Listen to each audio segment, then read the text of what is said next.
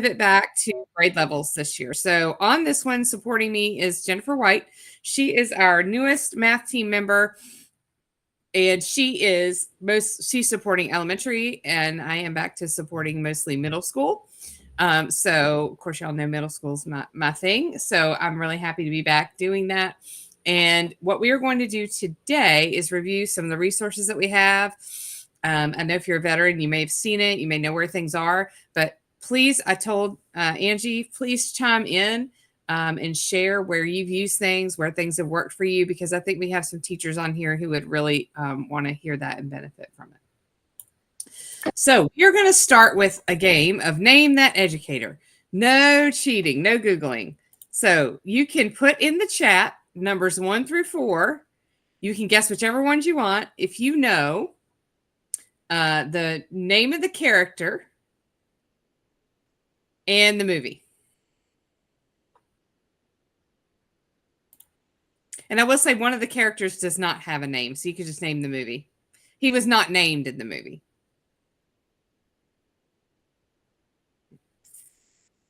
All right, I see one for number 3.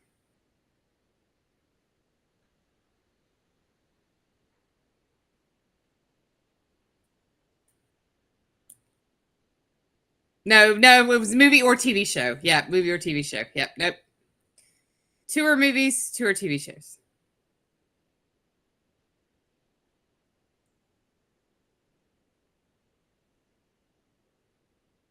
So if you just know one or the other, just put that in there.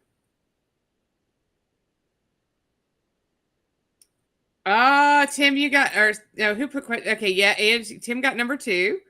Number 1 is Principal Skinner from The Simpsons. I can't think of Robin Williams' character's name there, though. I had to look it up. Yeah. I just realized that was Robin Williams. Yeah, he was young then. Yeah. His name was John Keating in the movie. Oh, yeah. Oh, Captain, my Captain. That's right. Yep. I had to look that one up. Yep. Any other guesses? I think Tim's got number 3, Mr. Feedy from Boy Meets World. And the last guy's from Ferris Bueller's Day Off. That's Ben Stein, but he never had a name in the. He never had a name in the. They never named him. So I looked it up. I did the whole Google the cast IMDb thing, and he never had a name. I'm sure there was something, but they never named him in the actual movie. Yes. So. Anybody? As he was Bueller. Yeah. This one, and that was funny because there was a meme that came out with him in it right when virtual, and I just shared the slides. So if you want to access the slides, they're there. But I just right when virtual learning came out, there was that video clip, and it was like, here's what it's like teaching online. Anyone? I was like, yep, that is exactly what it's like. Yeah. Yes, but that was Ferris Bueller's Day Off. So that I love it. Yeah, Bueller. And then finally somebody be like, he's out sick today. That was great. Okay. So we named some celebrity educators there. And I think Dead Poets Society is just a great movie. I thought looking this up made me want to go back and see it again and watch it again. So today we're going to review the SES Math Prezi that we have.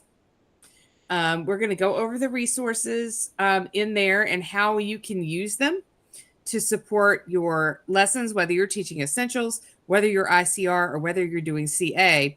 Lessons in that resource can both supply you with lessons for IEP goals and lessons for the curriculum, and we'll talk about that. We're also going to review where the resources are housed for ICR, CA, and Essentials. They're all in the Middle School Support Hub. The Essentials, we have Essentials documents for pacing guides. We have some ICR scaffolds and support documents you can also use for Essentials. And then we'll talk about our math trainings and our next steps. So at the end of the day today, I am going to, there is a survey linked in there. I really want this to be driven, instead of me trying to rack my brain and come up with a topic like I had to do in the past with a lot of these. I am going to let this be driven by you and what you need. So if you need content, if you're like, hey, I want some ideas for teaching this unit that's coming up, maybe we're talking about dividing fractions because that's a big thing that comes up in 6th grade, or maybe you want some help teaching constant of proportionality or slope or whatever's coming up in your curriculum. That is something that we can review in this PLC. And or if you want help with fluency, I have a lot of things in there. So there's also a place for you to fill in what you think you might need. So I really want this to be driven by you, and I'm going to use that for attendance at the end of the meeting today. Joy, there's Yes. some people. So I know that this is supposed to be mostly middle school. So if you are elementary or high school, we have ones tomorrow for you guys. Because this is going to be mostly middle school, just so you know. And I know we didn't really finalize our high school PLC until recently. And that will be happening tomorrow. And I think I emailed most of the people, hey, Mr. Westbrook. Hi.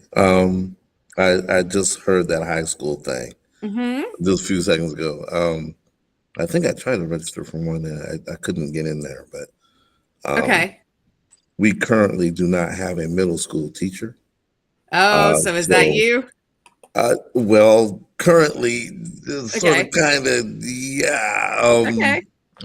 So I'll probably be in and out. We have school here till 4:30 here at Longview, so I'll be in and out. But if you didn't mind, I'll be dabbling in and out. I do appreciate it. Yeah. So thank you in advance. Yeah. Yeah, no problem. Yeah, you're definitely welcome to hang out. Thank you. Always. Yeah. And if you're not, if you're in the next grade level, if you're in high school, there may be some resources here that you can use as well because your students do have below grade level skills. I came up with some norms. I know I've been using the same boring norms for the last, 4 years. It's been 4 years since I've been in this position. But I came up with some new norms, and these are just things that make things flow better for everyone in the group. So I think if you come in with that positive and that growth mindset, I know that we all hit brick walls in our teaching and we feel like we're saying the same things every day over and over and over. And we have kids that are below grade level and are struggling to learn the concepts. That's perfectly normal. I just want to be sure that you just come in with the idea that you're going to have a growth mindset. Please listen and try to participate. I understand some of you really try to do this when you're on like car duty, but participate as you can. Feel free to unmute. Feel free to raise your hand. Any of that. We've got Jennifer in here. She's kind of watching the chat. Mistakes are expected and respected. We do not expect everyone in here to say they had the perfect day or that they know all the math or that they know everything and they never make mistakes. So this is absolutely a safe space for you to share, your concerns. And I will say what happens here leaves here, meaning feel free to share the resources, but just remember also, and this is recorded. So if you have something you want to discuss, we can arrange a time to discuss it later. But when I say what happens here leaves here, is what I mean is take the resources that you see here and share them with people in your school who could use them, or share them with other teachers as you come across them in your trainings and meetings. And I think one of the best ways to spread the word about our PLCs is word of mouth. Does anyone have any changes or anything that they would like to add or discuss? Just regarding the norms.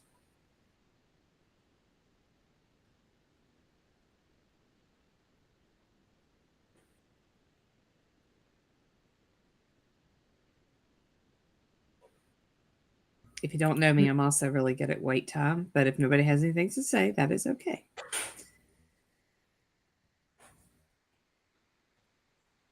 The norms are good to me.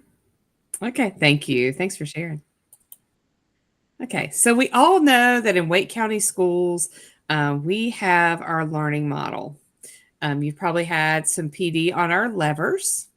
We want to make sure that we're kind of focusing on our student well-being and resilience so that our students also have that positive growth mindset.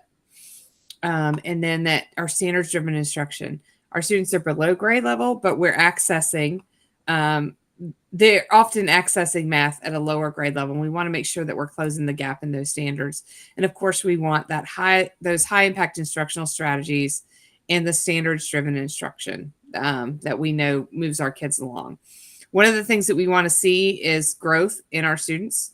We are that's our main goal with our students, is to have them grow. And schools get a little bit concerned when our students don't grow, and then we start taking a look at what things can be done better. So we're all here to grow. We're all here to help our students grow. Also, it will be a space in the survey for you to comment if you would like some coaching or some observation. I went out and observed 2 fabulous essentials teachers today, and they just want to know what they can do to make things better because their students aren't growing. So, just having that extra set of eyes in there. I'm not an evaluative person. I don't write anybody's evaluation. So when we come observe, we're there just to work alongside of you. We don't talk to your principals or your assistant principals. If you invite me out, the conversation is between you and me. So it's that our role is to be more of a coach. Okay, so the first thing I'm going to share is our SES Math Prezi. When I first got into this position, one of the things that people really wanted was a place to house lesson plans and a place to house, and I put the link in the chat, a place to house lesson plans, a place to house progress monitoring, and a place to house any resources that we have. So we created this. I'm going to stop sharing so I share my whole window because I'm going to be opening lots of tabs. When you click in our Prezi, our tabs open a lot, all over the place. So I'm going to share my whole window here. This one. Okay. All right. So okay, I'm going to show my screen anyway. Okay, there we go. All right. So I'm going to just kind of walk through this resource, and maybe you might see some new things. You might see some things you didn't know were there. If you ever forget what I say today, which I'm sure by the end of the day for everybody, it's going to be kind of hard to remember it all, for it all to stick. There is a video right on the first page. If you are, you don't even have to be too tech savvy. If you're looking at my window, I bookmarked this page here. You can grab the link from here and pull it down and bookmark it.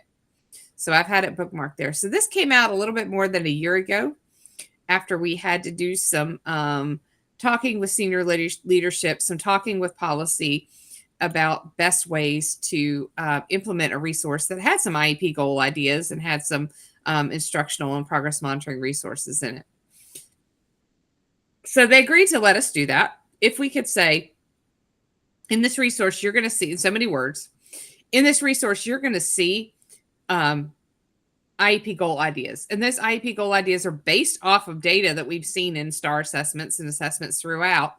But every kid is unique. And some students might not need that goal written exactly as we wrote it in there.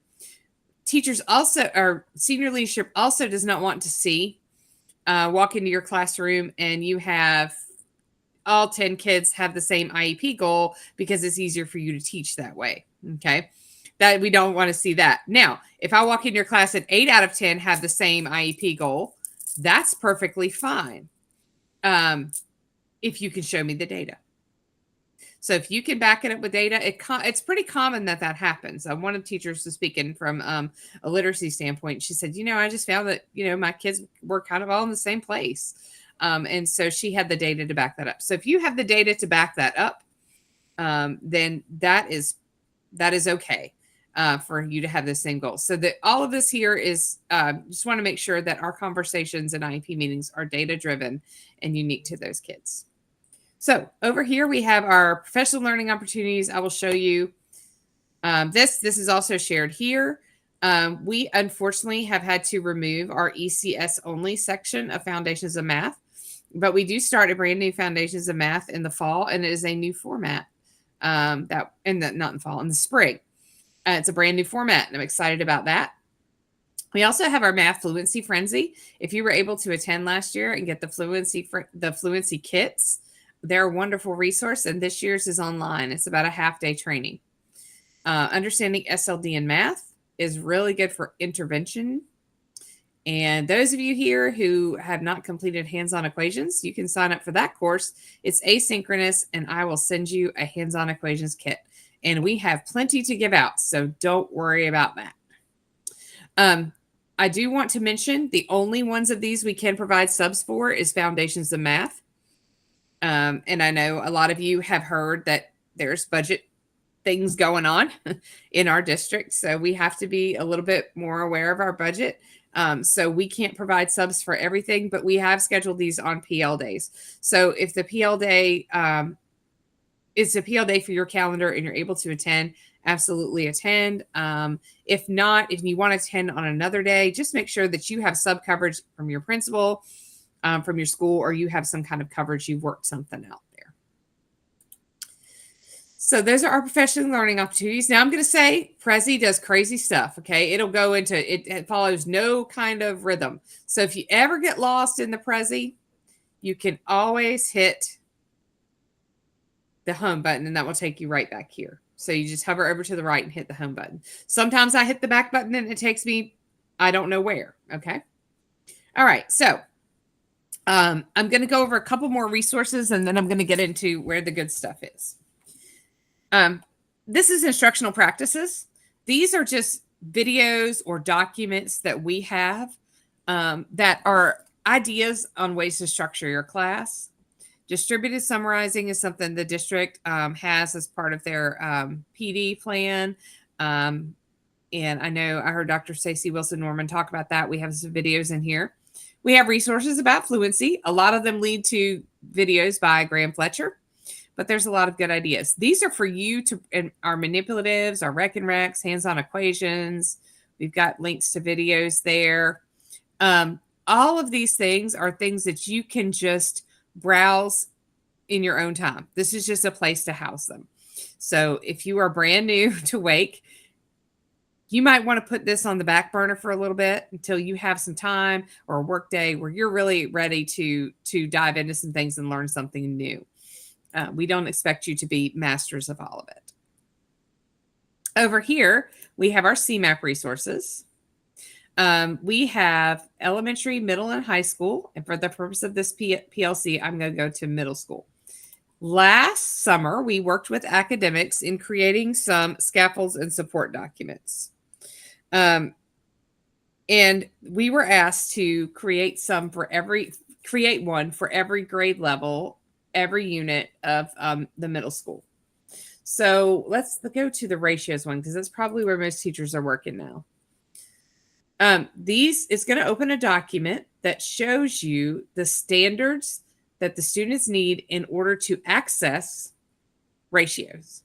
So if your students are a little bit weak or they have an IEP need in one of these areas, you can click on these and go right back to talk about the metric system. This one talks about using fractions as division. Tools for NC teachers will open a plethora of lessons that are created by NC2ML, if you've ever heard of them. What's really cool about it is it's lesson by lesson. So in each lesson, there are the scaffolds and supports. We have also put in the SES Math explicit lesson plans. So in each unit, I'll show you this a little bit later, there are explicit lesson plans that I've added some supplemental materials in there and go a little bit into more direct instruction than what Arrive does for the big things that we feel like students need to know at the grade levels. So you are welcome to peruse these. These are great if you are ICR and supporting in the general classroom. You can go in and use these links. You know, hey, maybe it's not just, if you're co-teaching, it's not just special education teachers you're working with. It's like, hey, this whole group of kids, I think I want to work with them on this Khan Academy practice, or I'm going to give them this extra practice or do this activity with them. It absolutely never hurts. And we know it's not just our students who need that review. There's also the cool down supports. If you've ever looked into those in OUR, it tells you if a kid does not do well on this cool down, then do this activity with them, or it links to a supporting lesson. So those are great for the whole classroom as well. And every lesson is linked there for every grade level. We also have our Quizlet links. These are the vocabulary for each one. So you can go into Quizlet, have your students study. Somebody took these and made a word wall. So she had a math class, and every time they did something like constant of proportionality, she would put that on the word wall. She just printed these out and put them on the word wall. So these are there for you to use, and we've organized them each by unit, just to emphasize that vocabulary. What questions can I answer for you about our CMAP supports or the instructional pieces I've shown you? Just keeping in mind that they're there. They're there for you to support your students, your ICR. Bye, Miss Knight. They're there for you to support ICR. They're there for you to support essentials. And they have a lot of lessons linked in there that are supporting to what we're doing in both of those. I'm going to come back to this Arrive Math bubble here, because this is where you can also get some supporting lessons. This is how you contact us. This is our names. We're a team of 3 right now, and we are always here to help you. If you can't get one of us, you're welcome to email one of the other 2. And if there's something we don't know, we work pretty hard to find that out for you. So this is where the good stuff is. Okay, if you notice, this is additions, subtractions, K through 4. You may have some students still working on some IEP goals in your CA or your essentials, still working on IEP goals with addition, subtraction. Multiplication, division, big hit in 4th and 5th. And notice we added high school and algebra in there. We have some things with operations and rational numbers you might want to look at for essentials courses or supporting those later grade levels. And we start talking about integers and solving one-step equations. But I'm going to go to multiplication and division, because when I was an essentials teacher, oh my goodness, that is where my students needed the most support. Okay, was multiplication. So I'm going to go there. Now, we organized each one of these in order of the standard course of study. So kids begin multiplying within 10, right? That's where you learn your facts, right? Okay. Then we expand to that within 100, which is up to 2 digit by 2 digit, within 1,000 and within 10,000. And we have multiplication division written together because research shows that they're best taught interchangeably. So if I'm going to group some things like multiplication does, then I can do things to determine how many groups and how many group sizes and the size of my groups with division. Multiplication is repeated addition. Division really just repeated subtraction if you think about it. So it's best to teach both interchangeably. I will say there are times when you need to just focus on multiplication, but if we're going to teach one, we're going to teach them both side by side instead of teaching them in silos. So I'm going to go to multiplication within 100 because I know my middle schoolers didn't come in with a great sense of 2 by 2 digit multiplication. I had a lot that knew their facts, but a lot that really couldn't do that. Oh, I want to mention also that Graham Fletcher's got his Making Sense series videos here. And he does some really good videos on how you should teach multiplication, the progression you should use. So we'll go within 100. Now here, I'll go over master skills. Well, let me start here. We have a new games document in our Prezi, and we have linked it in a couple places. Right here, if I need multiplication games within 100, it's going to go right there to the multiplication division games. We got a video for multiplication jumble. That's a fun one. If you need a game that lasts 10 minutes or so, it's like Scrabble with multiplication. All you do is cut out some cards, put them in a bag. Kids spread them out like they do in Scrabble, and they try to make equations. That's a fun one. But we've organized these by every focus area. So some are Arrive, some are not. If you don't have the materials, we put them all in there so that you can print them out. Like this one's called Surfs Up. It's not made by Rive. It's actually made by Emerald Education, but you can print out your game boards. And then there's little factor cards in there as well. So I would encourage you, again, pick a couple games that you might want to play with your students. Pick a couple of them, have them prepped, and then you can play them. You don't have to go through every one of them. We don't expect you to play every single one of them. Pick a couple that your kids are going to really like. But the multiplication jumble one, I think I've seen teachers use that and really enjoy that one. If you're also teaching ratios, ratio bingo is a good one. I don't think that one's linked in here, but that is in your Arrive kit. So that's our newest resource. So we have them linked by focus area, and they'll be linked in each focus skill. Master skills. So I'm going to talk about master skills. So kids should be able to add and subtract pretty good, and with and without regrouping before they begin 2x2 digit multiplication within 100. If there is still a need, okay, and that need does not hinder the student from accessing this standard or completing this goal within 1 year, don't get too hung up on the master skills. Okay, I hope that made sense. So if you are able to, in other words, let's say they're not quite proficient with multiplication division within 10, okay, but you are able to provide a little bit of scaffolding and support so that they can become then fluent with their facts within 10 and then move on to 2x2 digit multiplication within 1 year, then that's perfectly fine to have that as an IEP goal.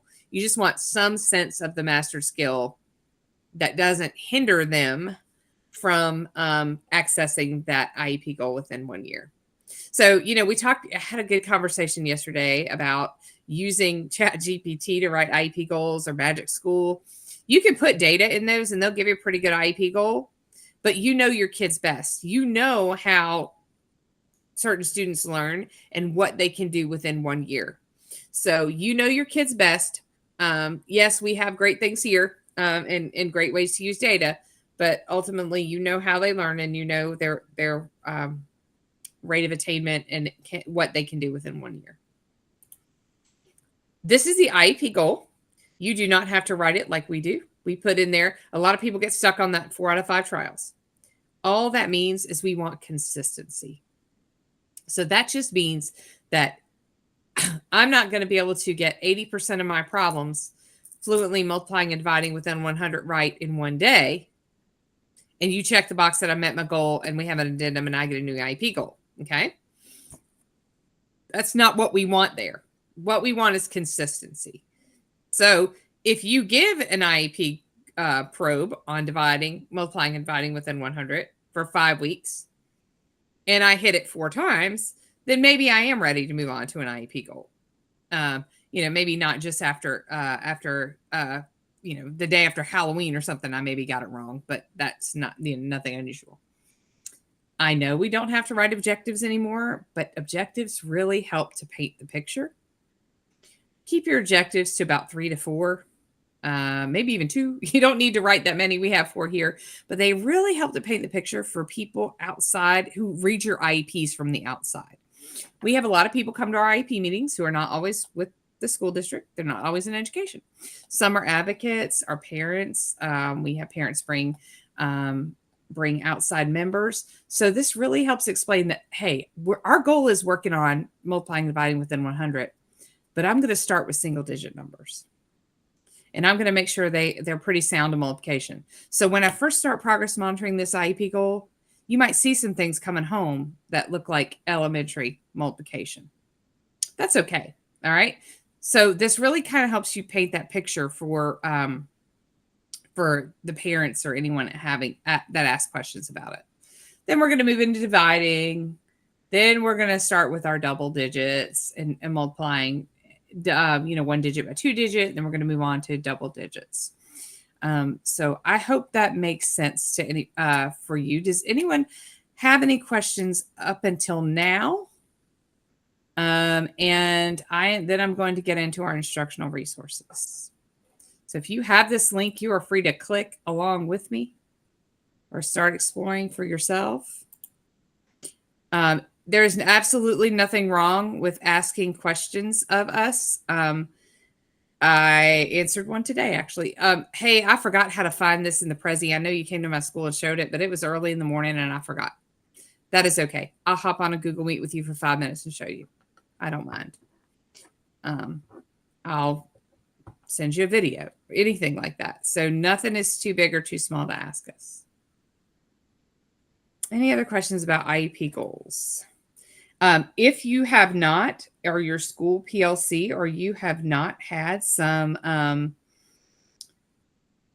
training or a little me come out and do some activities with you about using the STAR assessment to write IEP goals, I would love to do that. I have a fun little activity that goes with that for middle school. But you have access, or you should have access to the STAR reports that your students take in the classroom. And they can really help you narrow down to these IEP goals. They can really help narrow that down and help you figure out where that student's most foundational need is. So if you'd love for me to come to your school, talk about IEP goals, put that in the survey or reach out to me with an email. Okay, I'm going to move on to the green bubble. I mean, the green, yellow bubble, which is instructional resources and progress monitoring, or what I like to call the good stuff. Okay. So when I click that, it's going to open a screen that's got a lot of things on it. Okay. But it will all be the same. So if you go up to algebra and open this, it's going to look exactly the same. You're going to find right here is where the lessons are. So I call that the monitor screen. Okay. That's the monitor screen. That's where your lessons are. The iPad is going to have your data probes. And the phone is going to have your games. And then over here on the laptop screen is going to have your data collection tools that we'll dive into. Okay. So let's say I am at a point. Now, all of these bring in Arrive math lessons, and they're in modules. I know if you've ever taught reading will some of the reading programs kind of give a prescription, and they tell your students to start here and follow the lessons in this order. Math is a little bit different in that our kids might have splintered skills throughout. So you know your kids, you know what lessons that would work best with them, and you don't have to follow them in any particular order. You're also not married to Arrive. If you need to supplement with something else, I would encourage you to go to CMAP and not Teachers Pay Teachers. Find a NC Tools for Teachers. Find a resource out there that addresses the IEP goal, but don't go out Teachers Pay Teachers and pay for it. There's no reason to spending your money on that. If you need something, also we can help you find that. So let's say I'm ready to start my students with multiplying by 2-digit numbers. Okay, so I'm going to click that. It's going to open this whole module of Arrive math lessons. Okay, and this module is all about multiplying 2-digit numbers. Now, all modules have some. This one has 4 lessons. Some have like 2. Some have 10. Okay. So I'm going to look around here, and let's say I want to start with multiplying 2-digit multiples of 10. So when I click there, it's going to bring up that lesson.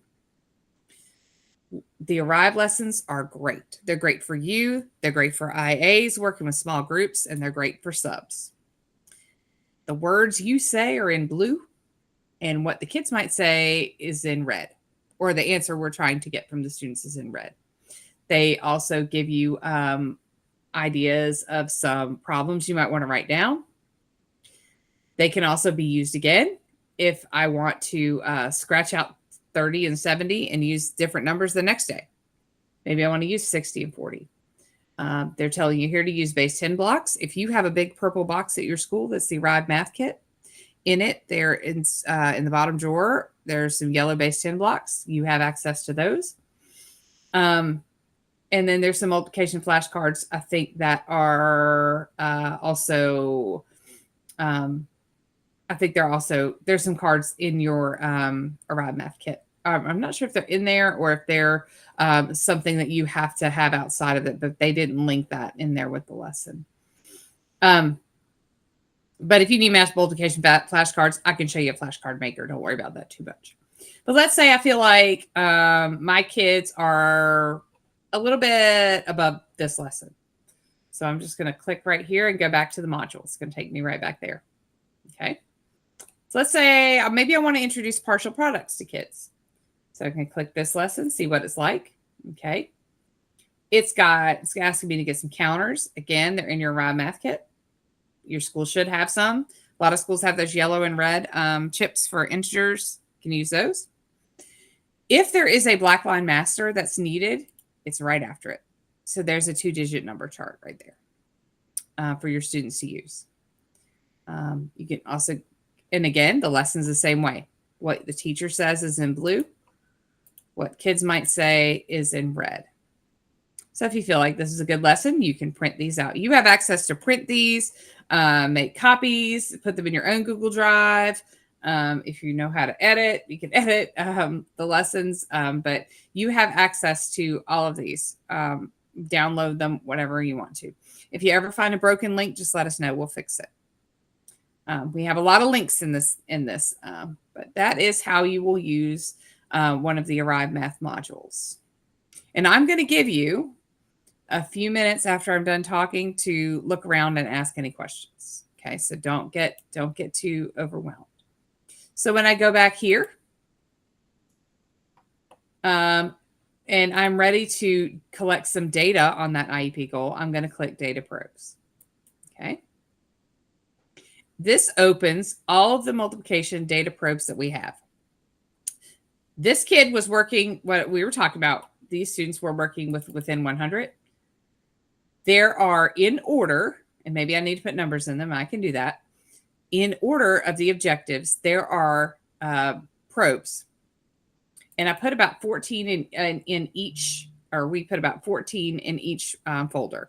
So if this student is beginning to start with multiplying single digit numbers, these are all multiplication with single digit numbers. I have changed them up so that they are in horizontal and vertical format in some of them because our students see them both ways. So we've tried to mix them up and put them in there. But they're about 14. 14 is 2 quarters worth of progress monitoring. We hope you wouldn't need more than that. But if you do, just go back to the first one. They don't remember it. And then it moves up the progression of division, dividing 1 digit. And then ultimately, the final progress monitoring that you're going to be doing is that multiplying and dividing within 100. So those are your data probes. Again, print them, make copies, put them in your own Google Drive folders, whatever you would like to do. This was about the number one thing people said that they needed was progress monitoring probes. Okay, I'm going to go back to the Prezi. So that's what's on the iPad screen. Our games are linked again on what I like to call the phone screen. Again, you can go back, pick a game you want to play, or peruse our entire game. Some of you are in there. Peruse our entire game document. Okay, so we have lessons. We have data probes for those IEP goals because you all have to collect that data. So now we're going to go over here to the laptop screen. So once you have the data, you got to have some form to collect it. What I found out was when you select how you're going to progress monitor in the IEP goal, if you put data sheets in there, that's all you have to save for 3 to 5 years. Now, during that school year, I would save the work samples. But if you put data sheets, have that data sheet, that's what you can leave at your school for 3 to 5 years. You can also do it electronically if you'd like to.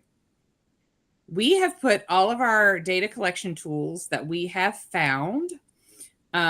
We've had various ones shared with us. This one is one that most of our elementary teachers like to use. They put it in the front of a notebook. They'll put the student's goal. I don't care if you download these and make a copy and put reading, behavior, whatever. That's what they're there for. And they put the date, they put the tool, and then the evidence and the result. Do have a work sample to back it up because somebody might say, I need to see it. That means if you have a student who does work on a whiteboard, take a picture or capture that in some way. Some people scan worksheets with their iPad. Some people just like to save the worksheet, whatever you like to do. I will say electronic can be click of a button and I can share it with somebody if somebody's facing some issues in the summer and we're trying to track down data. It's a lot easier just to have somebody click and send that to me. This one complicated, so I'm not going that one, but this one's our favorite one. Our school board attorney, our school board special education attorney came to talk to us at one of our meetings. We have great big special ed staff faculty meetings. And she came to talk to us. And she said that this one she just loved. It's simple, but it paints a good picture of what's going on with the kid. Graphs are easy for anyone to understand. So someone outside of education can understand a graph. I can understand a graph about some science thing I don't know anything about, right? So here is the student's goal line of 2. This student was supposed to reduce behaviors. But you can very clearly see that in November, she started off a little rough, okay? She was absent for a day or 2. She was pushing things off tables 9-10 times a day or more. But then we can see where the behaviors started getting better. They document winter break. They document, anytime the student was absent. These are wonderful for when you have conversations about ESY. Oh, we don't know. Did they need ESY? Well, she stayed the same after a 2-week break, and then behaviors reduced pretty quickly. So maybe we don't need to have ESY. This is one that has the 4 out of 5 highlighted. I sometimes gave my kids 10 problems if I thought they were going to zip through them, but really you can capture 5, with 5 progress monitoring questions like we have in those probes, you can capture a student's understanding pretty well. Then you can graph it. Again, these are for you to print out, make copies of, but I think that's a wonderful tool when you have that next IEP meeting to look at progress toward the IEP goals. This one has not 8 out of 10 line highlighted. And then we have 2 here that don't have anything highlighted. So not everybody's IEP goal is 80%, some are 60 or 70. So you can highlight the goal lines there. I'm going to show you one last thing before I give you 2 minutes to look around. This is our spreadsheet and graph. It does the same thing, that it's going to always ask you to make a copy. And it's going to put a copy of the IEP goal at the top. Again, you can change the IEP goal. You can change the accuracy just by typing in 60, 70. But I love this because once I start entering some dates and some data, I don't know if you can see on my screen what it's doing. And I'm, of course, making things up down here. Okay. I know kids don't make rate of progress like this. But there we go. It makes a graph. This became a valuable tool in a discussion that we had about whether or not the student's placement was appropriate. We could see ups and downs. We could see struggles. We could see all those things. So they're great for that. You can also, they print up nicely and you can send them home with progress reports. Just remember to have your 7 to 10 data points in there, or 7 to 12 per goal. But again, if it's, the IEP goal, you need to change it, you can make a copy of it. I love how this makes a graph. Again, just like the other one. So whether you're a paper pencil person or an electronic person, we got you. Over here, we have one for multiple students. So if you want to keep your whole caseload in one spreadsheet, we've got 10 students here, but you can just copy. You can duplicate a tab and then rename it. So if you want to keep a student's stuff down here, a student's IEP goal progress down here, you could put John's reading goal, John's math, John's behavior goal, all of those things you can put there. And then, or you can just put it student by student, depending on whatever you support. But it's a great way to have your whole caseload or your whole class's IEP progress monitoring data there. Okay, so I'm going to give you, because I want to go over where the essentials resources are, I'm going to give you about 2 minutes. So I'm going to set a 2-minute timer to ask any questions about the Prezi or anything I can answer in the next 2 minutes. And just let you look around. Again, do not be ashamed to ask any questions or anything like that. Again, this is a safe space, or don't feel free to reach out to me with an email or message. So take about 2 minutes and just kind of browse the resources, and then we're going to get into where the essentials and our ICR things are housed.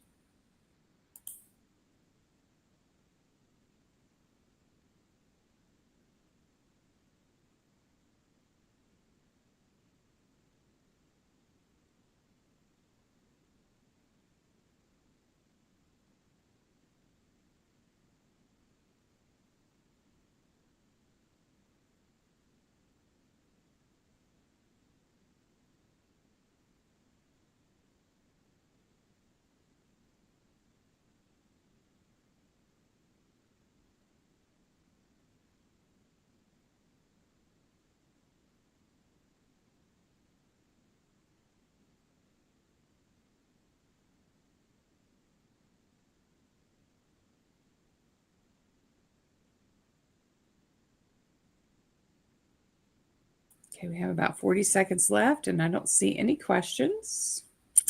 I am going to show you one more thing in the Prezi that can help you support essentials lessons. We'll go over the essentials documents, and then we'll be out of here.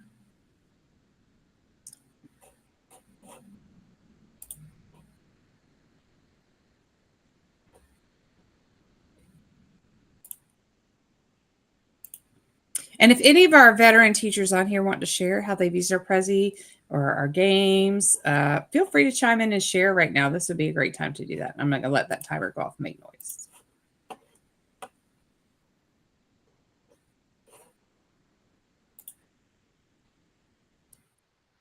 I did the ratio bingo one, which was, it went along, I think, with lesson 9 or 10. And the kids really did enjoy it. Like, I got the square blocks too. And what I had them do before we even started the bingo, if it was a 2 to 5, they set up 2, they set up 5. Then I told them to set up the next row so that they could visually see all of them. So then I go, set up your second row with 2 rows of what you see as the first. Mm-hmm. They had their 4 to 10, and then they did it for a few of them, and then they were getting the idea a little more. And then as we proceeded with it, what I had them do was set up 1 row and then write on the desk ×2, as opposed to setting up another row of blocks. So they did the ×2, and then they multiplied both numbers by 2, and then both by 3. And then that way they had a line of equivalent ratios for it. Yeah, thank you for sharing, Angie. The idea behind ratio bingo is for kids to find equivalent ratios, and it encourages them to use counters. So it encourages them to, like, if it's 2 out of 3, then they need to cover up an equivalent ratio on their bingo board, so they can, do another line of 2 out of 3. Oh, 4 out of 6 is the same, or 6 out of 9 is the same. So it's a really good game. It's really fun, and it has situations. It's got all kinds of different cards in there that they can read and do them. I played them with the 6th grade class, and it was a lot of fun.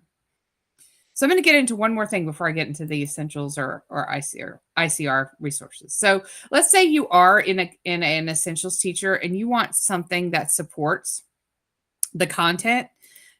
We have our Arrive Math level guides. So we took every lesson from Arrive. We have a license. We got some good news on Arrive for student access, but we put them all in here. They are leveled from A, which is like your kindergarten, pre-K, and I is roughly 8th grade. They don't exactly align with what we teach in North Carolina. But let's say you need a lesson. These are intervention lessons. They were designed to be intervention for number worlds.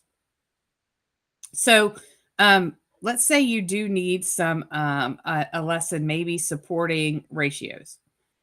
Right in here, they're organized by domain, but you see here in algebraic thinking, there's a whole module on ratios and rates and ratios and percentages.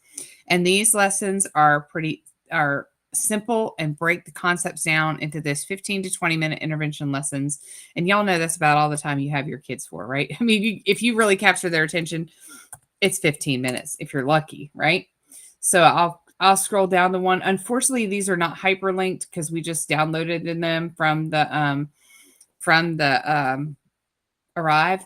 But if you need anything or if you want some help, we'll be happy to help you. But you can see the relate ratios and percentages lesson is right here. And I can show you how to access the Blackline Masters. But there are some really good lessons in here if you just need to break it down for kids. There's one that has you draw out a table, display ratio table, and kind of talk through it with the kids. So that's a great place to find supporting lessons. Like I said, G's roughly 6th grade, I is 7th, and or H is 7th, and I is 8th grade. So we have a middle school math support group, and that is in Learning Central. So I'm going to show you how to get to that. If you are a Learning Central person, a member already, you go to your Wake ID and you click on Learning Central, or what we call Orange Canvas. Okay. It's going to pull up all of your courses. If you don't have it's special ed middle school math support. If you don't have it, it's kind of a crazy way you go to find it, but you go to courses and then you go to browse more courses, which is all courses,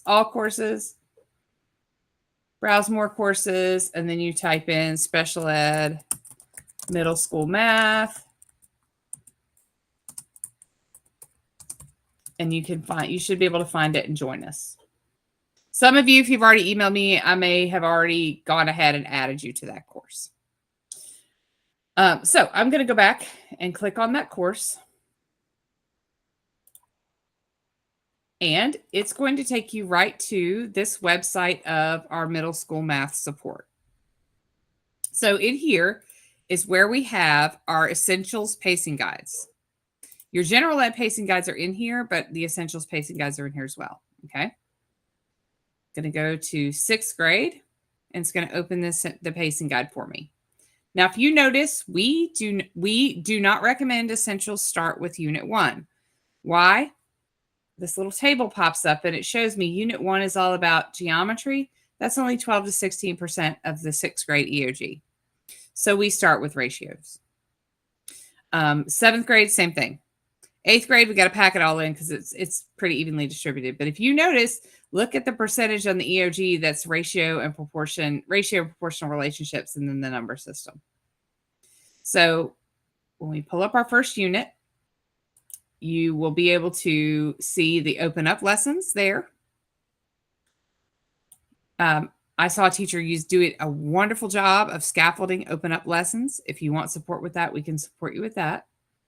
This is our scaffolds and support document here, but then right in here can link to lesson plans.